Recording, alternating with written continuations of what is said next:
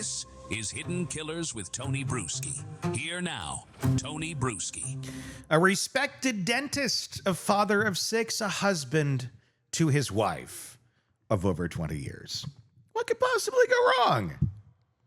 And allegedly a man who poisoned her slowly over days, weeks, all while texting her, "I love you," dropping, Visine smoothies over to her, Googling how to make murder look like a heart attack, and smiling bedside as she slipped into a coma.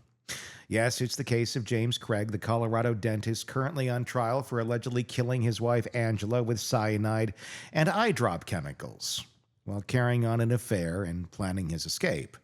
Behind the toxology reports and the courtroom drama is a far more unsettling question.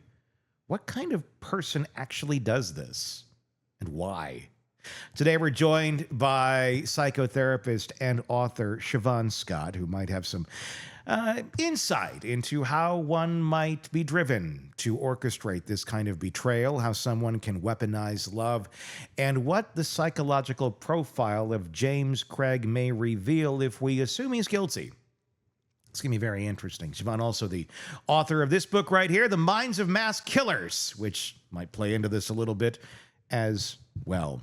Siobhan, let's just kind of jump on in here. He's this charming man, has this life out there that people respect. He's big in his church. People see him. He's been around in practice for a while.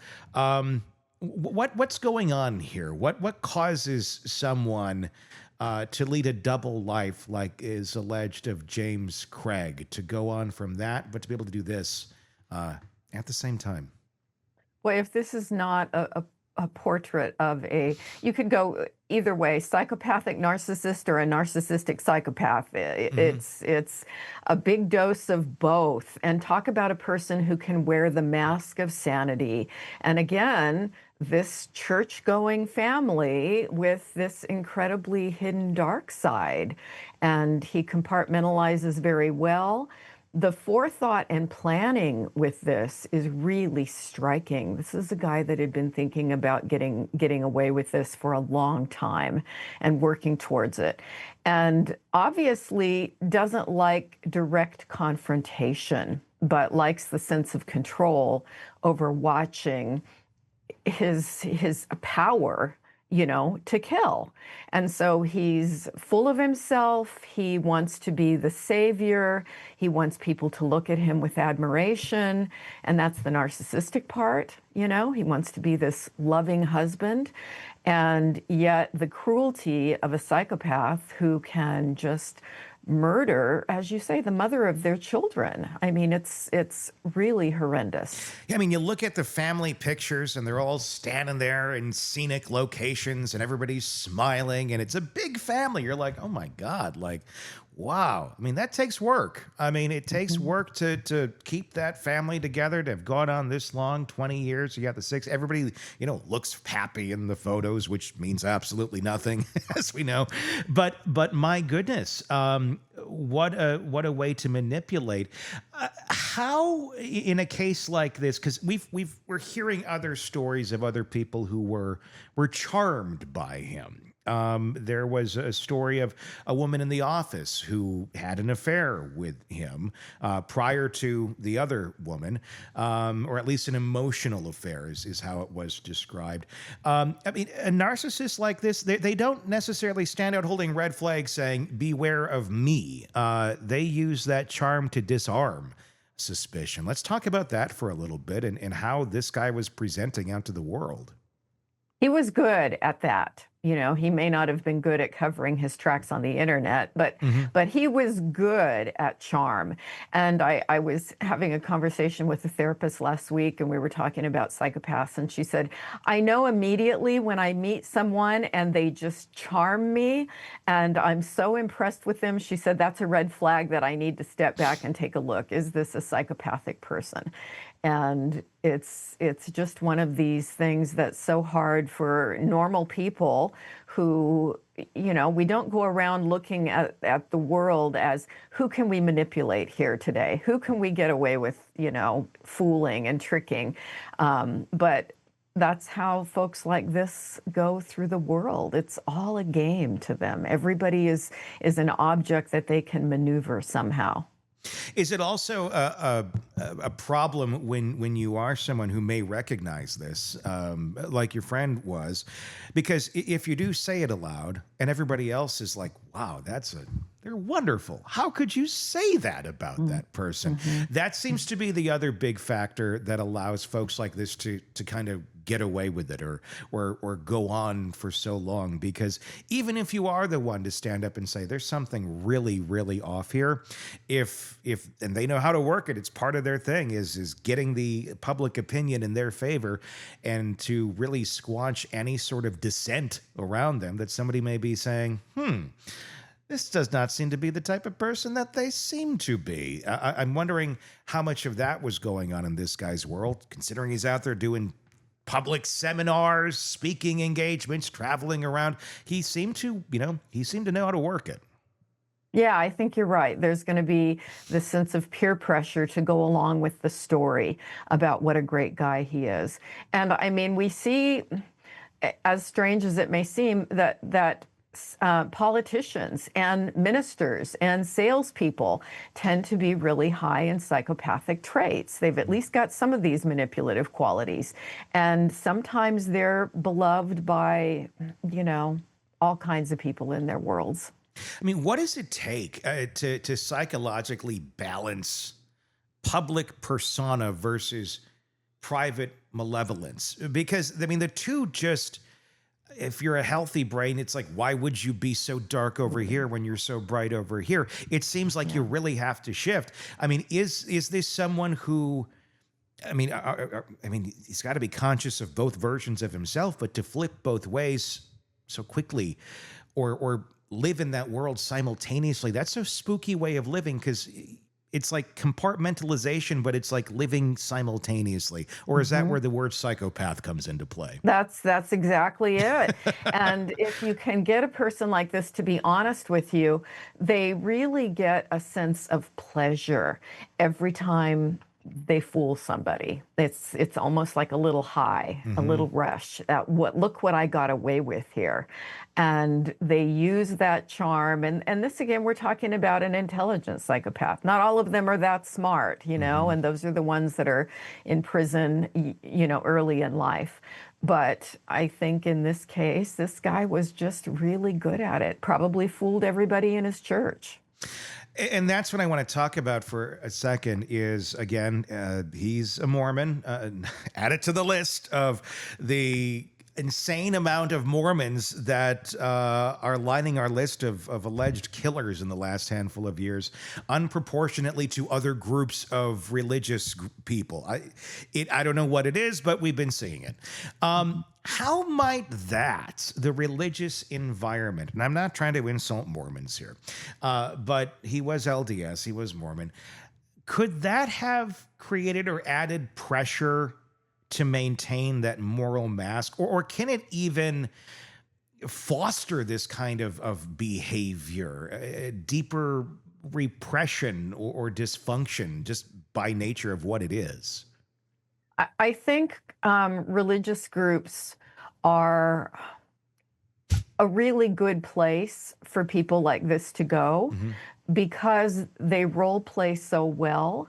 And there's such an emphasis, you use the word moral, emphasis on morality and on doing the right thing and giving this appearance. It's almost like it's a place where they gain power and they can maneuver really well in it. So it may be that we find more of these people active in religious groups. I mean, I think of the BTK killer was, the elder in his church, because they get away with fooling people there. And people may be more trusting, Most of them, I'm sure, are good people, moral people. And so when they see somebody like this come into the fold, or who was raised in the fold. I don't know if he was raised in this faith or came into it later, but it fits for them as far as having a flock of people that they can manipulate. Is religion a dangerous thing to a psychopath in a way that they could adopt it where, I mean, because, I mean, religion for the most part, if you're talking about some version of Christianity or something of the sort, it's very much, well, just, believe and be baptized and you're going to be saved and all your sins are washed away. All of them. Mm-hmm. All of them. It All doesn't of them. matter what you did. It's like literally anything can be washed away. And if you have a propensity to, I don't know, kill, and you got a group here telling you, you're okay. Like your moral fabric says you're okay. You're forgiven for all of that. Is there a level where that almost encourages horrible behavior in a very non-intentional way? That's a really interesting take. And I honestly have never thought about that. So kudos to you, Tony, for bringing that up. But yeah, the idea of your sins being washed away when you've got this incredible list of sins, could that feed the narcissism that, the ability, how does a person like this sleep with them, go to bed at night and sleep with the things that they've done during the day? And may they have this little cognitive twist where, I'm forgiven, it's all okay. Certainly could be. Because it's the same thing that gives people peace who aren't killers, if they're into religion. It's the same sort of thinking in a certain way of just give it to God or the higher power, and it will, because I'll get, caught up in something and my mind will be going and I'll be thinking about it all night and I won't, well, just give it to God. I'm sorry, it doesn't work that easy for me to just and it's nothing I've done wrong. It's more so like focusing on these cases and these people. But it's also the very same principle that many use when they're believers of, okay, I'm just going to give it to God and I'm going to feel good over here. When it's, regular, horrible things.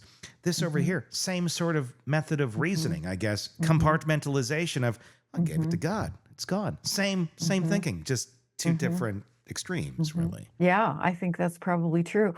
And it would also explain all the pastors, these mega church evangelists who have gotten in trouble for exploiting people in their church sexually. And, again, that looks pretty darn psychopathic. And do they play this little cognitive game where, well, all is forgiven at the end of the day? I feel like it plays a bigger role than a lot want to admit. Let's talk about the murder itself, the method of the killing, because that always is a big factor in any of these cases. It points a lot to motivation, how they're feeling about the person. Is this a crime of passion? This was a really sick one. The method of killing was slow. It was poison. It was methodical. It was slowly introduced over time into her body, allegedly, if he's the one who did it. And she slowly fell into a coma after about 15 days and then eventually died. All the while he's going to her bedside and holding her hand and then taking a really horrible picture of her and sending it to his side chick. It's twisted. This slow way of killing someone and watching it daily. What does that tell you about a character like that? Somebody who's incredibly into the control, the secrecy, the appearing to be the savior. Look what a loving husband I am, but absolutely devoid of empathy. And that's the piece that's, I think, so scary. Yeah, not a crime of passion. He didn't stab her. He didn't strangle her. And in that way, it gives him more distance from it, as if this is just something that's happening, even though, of course, he's the one instigating it all. It's again, something that a normal person could never wrap their head around. It's insidious. With someone like this, is it more about, assuming he did it, and obviously he's innocent until proven guilty, is it about the sadism of it? Is it about the control, or is there, I mean, control certainly plays into this.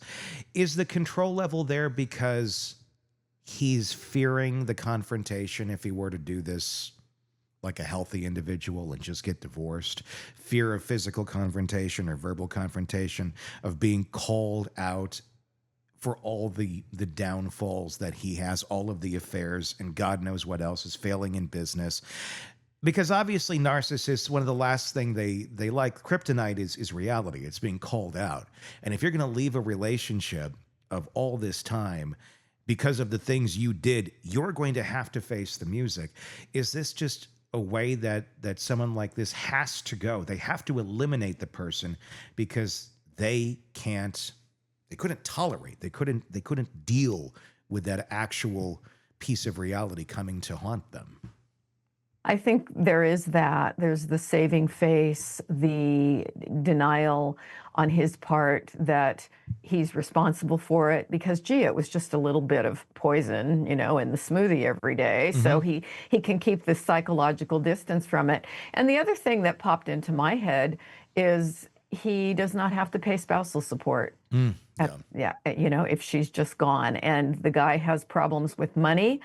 And I'm sure if he was looking at what he was going to be paying in spousal support after a 20-year marriage and 6 kids, he might never be financially solvent again because she was going to be getting a lot of money. And this just eliminates that.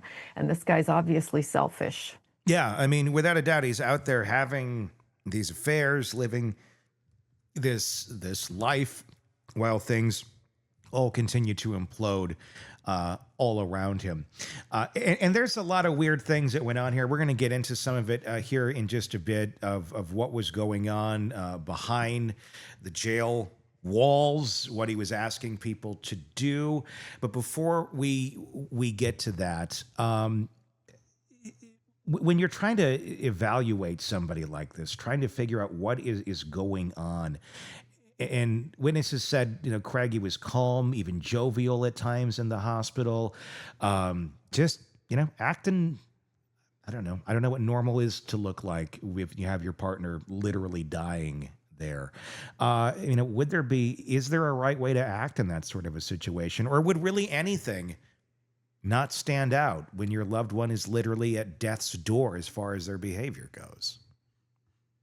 I think that being able to act jovial and calm in that situation is a huge red flag, because for any of us, as I have, as you probably have, if we've ever been through a terminal illness with a loved one, a parent, a grandparent, a sibling, there's nothing more traumatizing than watching someone at the final phase of life. It's horrible.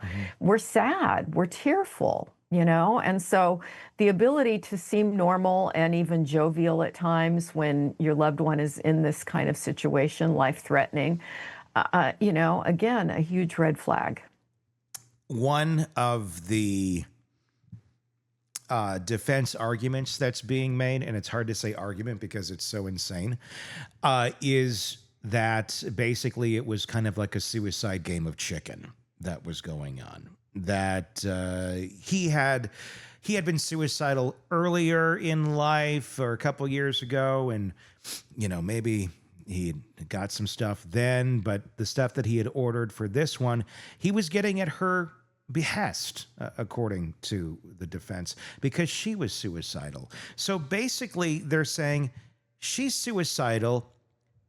She tells him this. He, being the loving husband that he is, goes and buys cyanide and I forget the name of the chemical in the Visine, and then just gets a whole bunch of it and just leaves it at the house. Here you go, honey. If you're feeling down today and you want to end it, I got you this through Amazon. Quite literally, was a Prime Day special. Who knew? But, and that may or may not be true, the Prime Day special, but he did get some of it through Amazon, which was kind of shocking to find out. What does that say about someone like this when they're able to try and pitch this as a reasonable way of looking at the case that I didn't kill her, I just bought the stuff so she could do it? That's love. If this is the best they can come up with, I don't think the guy has a prayer. That is just the stupidest thing I have ever heard. And if I were a defense attorney, I would be embarrassed to try to make that. I'd encourage him to take a plea bargain here. It's It's ridiculous. It would be a difficult one, I think, to spin to a jury, but crazier things have happened. All they need is that one. They just need the one person to go and say, yeah, I thought about letting my significant other kill themselves. I just bought a whole bunch of bacon grease and wanted to see what would happen. Didn't work out very well. The method of killing on this, obviously, that was a big thing. Of the slow death that his wife had to endure. What emotionally is going on with somebody like that? Not the wife, but him. I mean, or is the answer just nothing? Is it just, well, this is part of the process? It's like literally just reading notes. It's like, well, once this is checked off the list at this timestamp, then we can move on to the next part of our project. Yeah. I don't know. I don't know the answer to that. Yeah, we can't know for sure. It's possible that it's just this incredible disconnection emotionally, and he knows he has to pretend like he cares and act loving and compassionate, but inside it's just check the box here. We've gotten this far, we're going to keep going. And it may also, just speculating, have given him this little sense of pleasure of, I'm duping everyone, look what I'm getting away with, and aren't I terrific? So he could have had a little bit of an elevated mood about it, which is horrible. Yeah. Another crazy aspect of this case is his attempted involvement of his daughter from behind bars. And this is something, when this whole case started, when we heard about the dentist that allegedly poisoned his wife with the smoothies, and we heard about the Google searches like 3 years ago, I was like, wow, and this is bad. But it got worse in that time.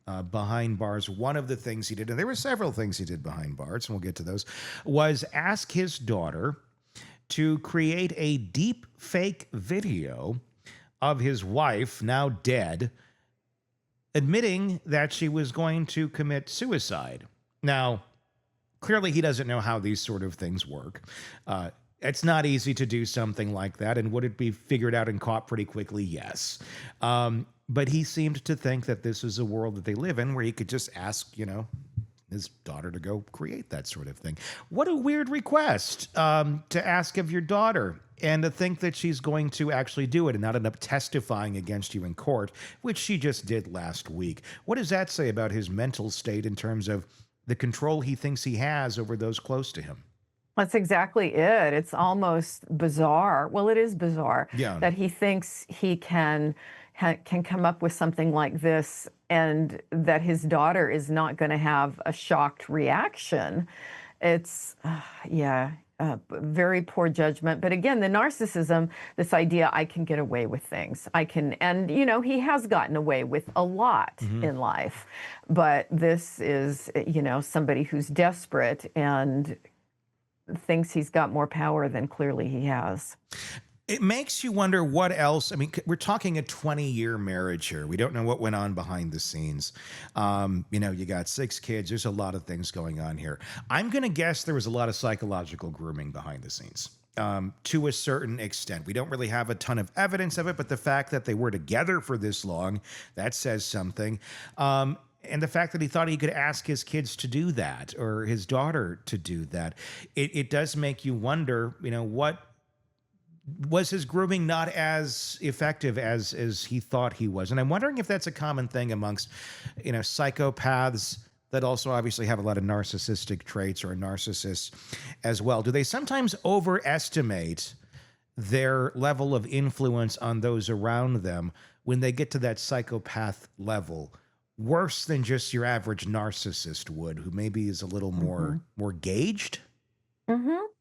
Yeah, narcissists do have, I mean, if they don't have psychopathic traits, a lot do, but if they don't, they do have an internal sense of morality. I mean, it's different than everyone else's, because they can certainly, they always put themselves first, and they're not high in empathy, but they're not killers. And that's when you get the psychopathic part in there, because they truly you know, they have no conscience if it's a full-blown psychopath.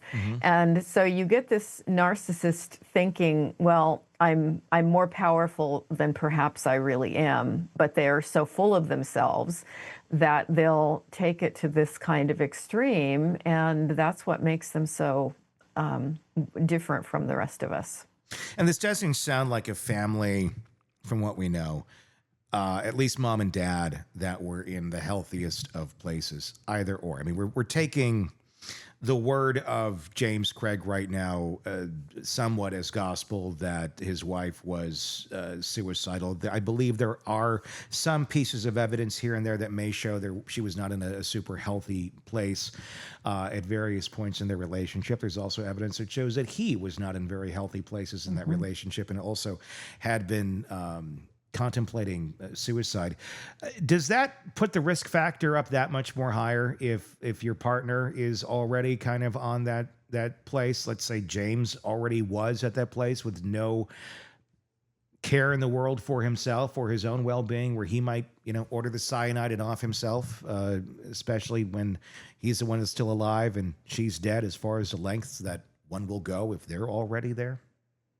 Yeah, it's hard to say, because the other thing, when I was hearing some of the reports about his suicidal ideation in the past, was that real, or was that part of a game? Was that part of a way to manipulate her, or someone else? I don't know who knew about it, but that can be another tool that a manipulative person will use, is this thing of, oh, I'm just going to off myself in hopes of gaining some kind of control through getting the other partner to respond to them in a way that they want.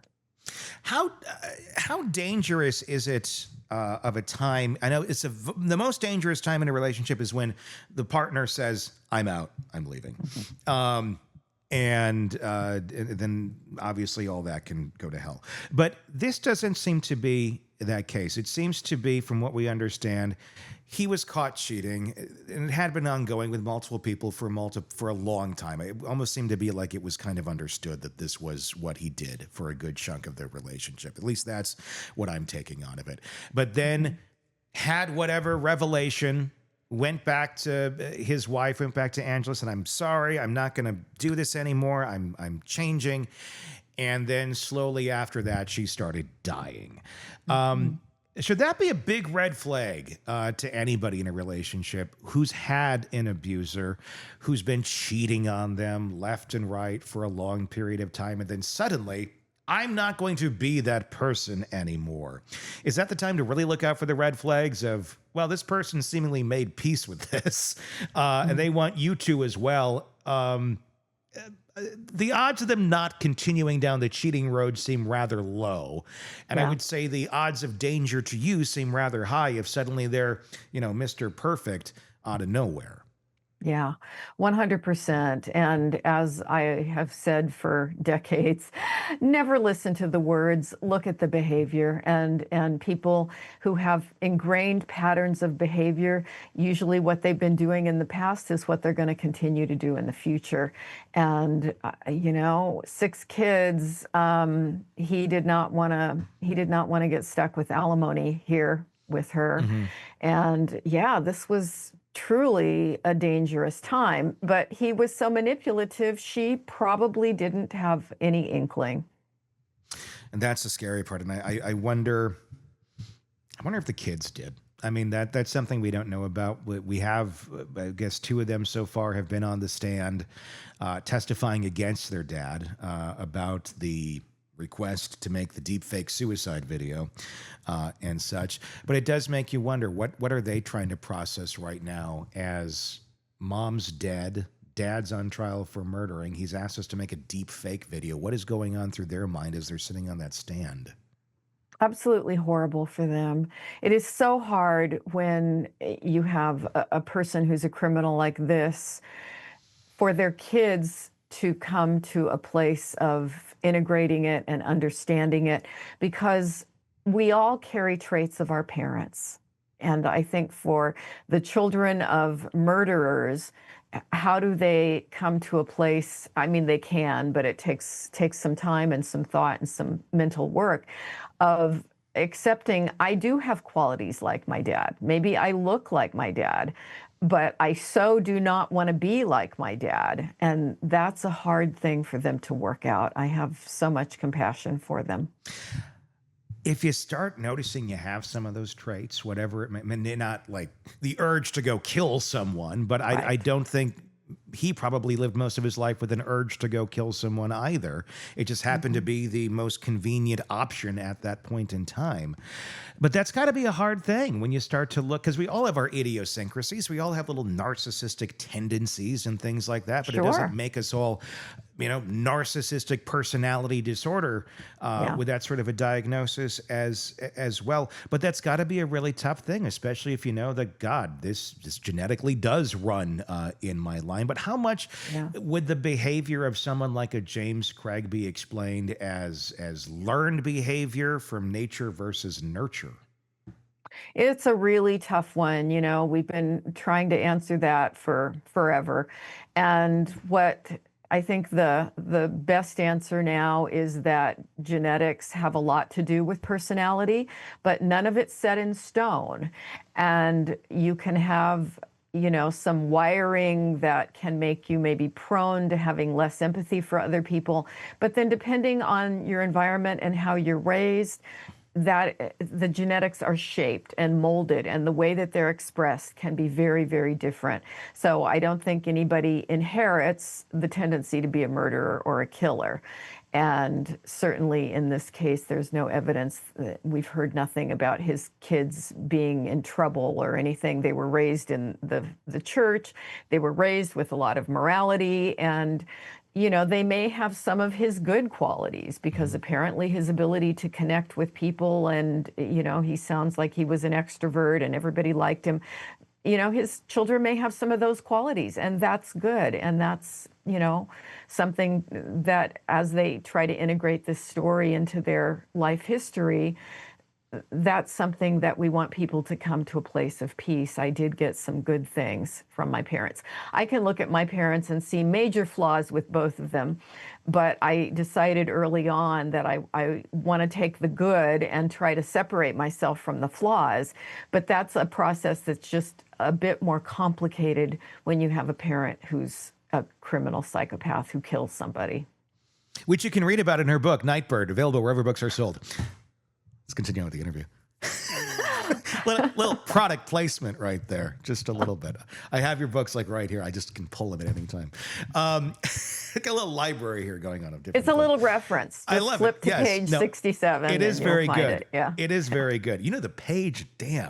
Wow, that's impressive. Let's talk about a little bit more about James Craig himself. Theoretically, okay. The accusations are there. Obviously, he's innocent until proven guilty. He sits down in your office.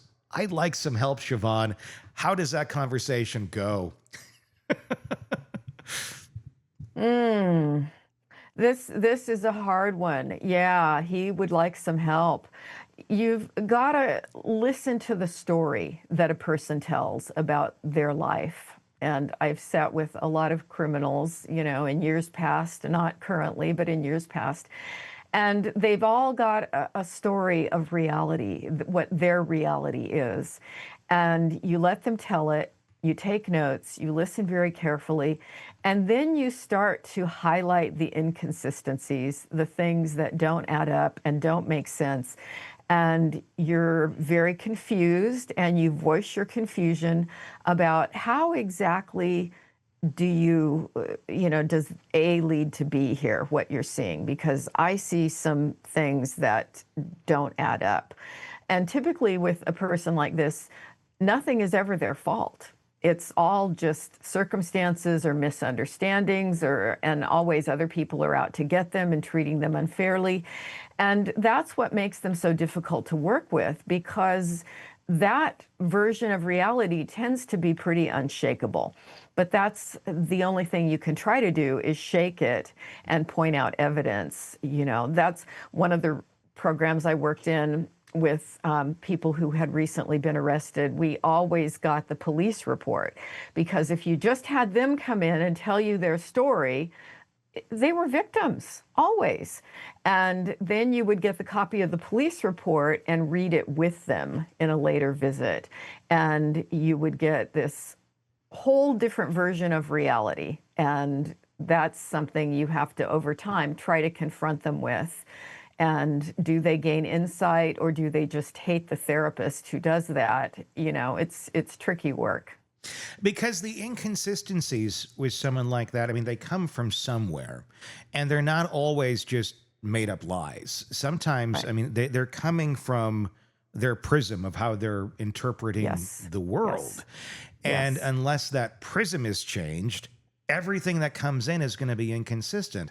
And then they're going to Yeah. base their decisions in life on what that prism took in, which is this inconsistent way of looking at life, while others can look at it and go, this isn't right, like your thinking is off. But they're operating. That's the blueprint. That's what they're going off of. And then, I mean, essentially, that just kind of just spirals, doesn't it, into this very wrong way of thinking, wrong way of interpreting 100%. things. Wrong That's how way- you know yeah. you have Yeah. have a true personality disorder. Yeah. And really, the first clinical case I ever sat down with was a guy. This was in a drug abuse counseling program. The guy was on parole, and he had tried to purse snatch a handbag from a little old lady in her 80s or something, and he saw her as an easy target. But she didn't let go of the purse, and so he dragged her and ended up, breaking her arm and her shoulder and, almost killing her. So he went to prison. And so this was my first client. I was in my 20s as a young therapist, and he was a heroin addict and a really sketchy guy. And I'm just kind of going, oh my God, this is great. And so I just said, tell me the story. How did you end up there? How did this happen? What got you in jail? And his whole story, he was a victim. And bottom line, if she had just let go of the purse, none of it would have happened. It wasn't his fault. And it was just mind-boggling that he still believed this. Yeah. Did he make any progress in therapy? Oh, hell no. Oh, hell no. He was just jumping through the hoops to be there.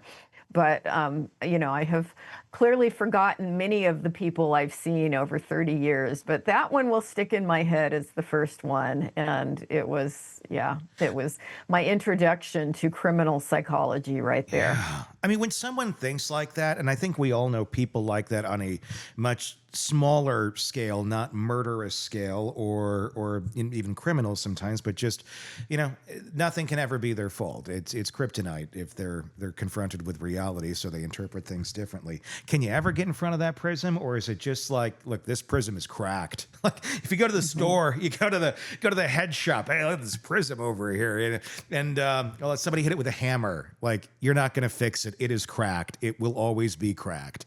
Is that just kind of the reality for some folks, that it is cracked, and it's going to take a lot of work for that person to ever even start to be able to see the colors out of this prism correctly because it's so broken?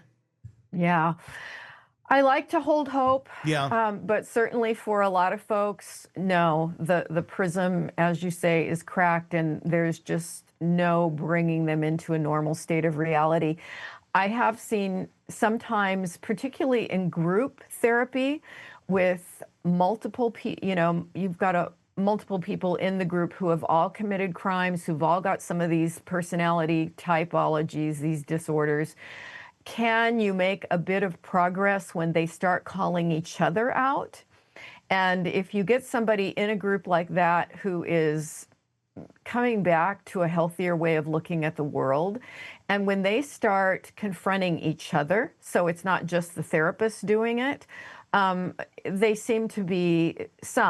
seem to be able to shift. And so that's certainly something that we have the goal is, can you bust this criminal mindset and start to call it out in a way that they're held accountable? And if they're held accountable by a peer group, it may work a little bit better. Could the James Craig case here be an example, again, if he's guilty, he's innocent until proven guilty, of a narcissistic collapse where everything is going wrong for him. I mean, his wife has called him out on the cheating. His partner at the office is like, why are you ordering cyanide left and right?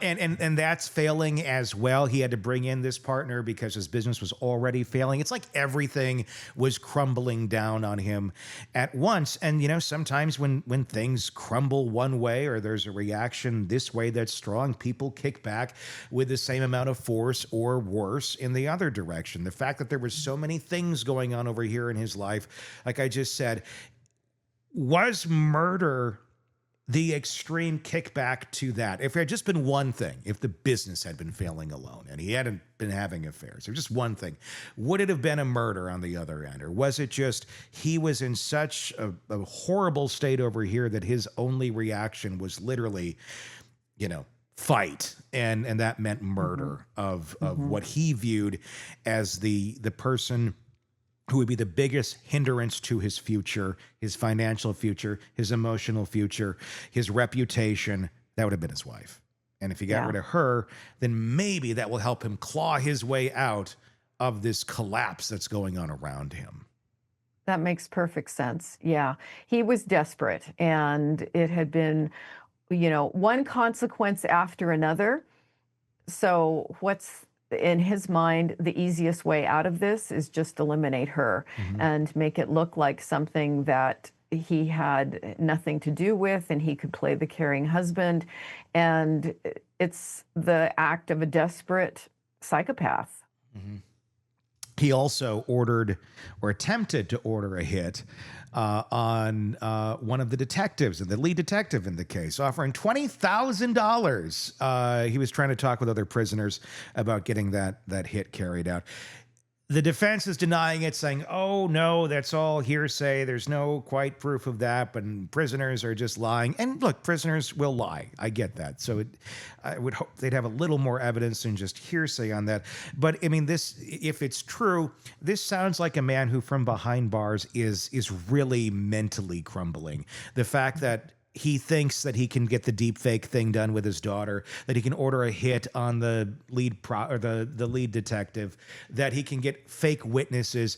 I mean, is this someone who is already in obviously a very, is this a case more about a mental state collapse than it is about criminal conspiracy? And should that be looked at a little closer in this? Because this does not seem like a well human being. It's a desperate human being with a very strange outlook on life, who thinks he can control things. And really, if he would have the kind of collapse where he would go into a depression, where he would say, boy, I have really screwed up. Look at what I've done, and I've been caught, and I'm not the criminal genius that I've always thought I was, then there would be some hope for him. But this bizarre, extreme behavior, it doesn't bode well for his mental health. Yeah. From what I'm hearing, we have Eric Faddis is inside the courtroom covering this for us. It sounds like he's quite the confident man in court. He looks a lot more confident than the picture here next to me portrays. So he's still, you know, appears to be riding that horse all the way to the end. We'll see where it goes. Makes you wonder.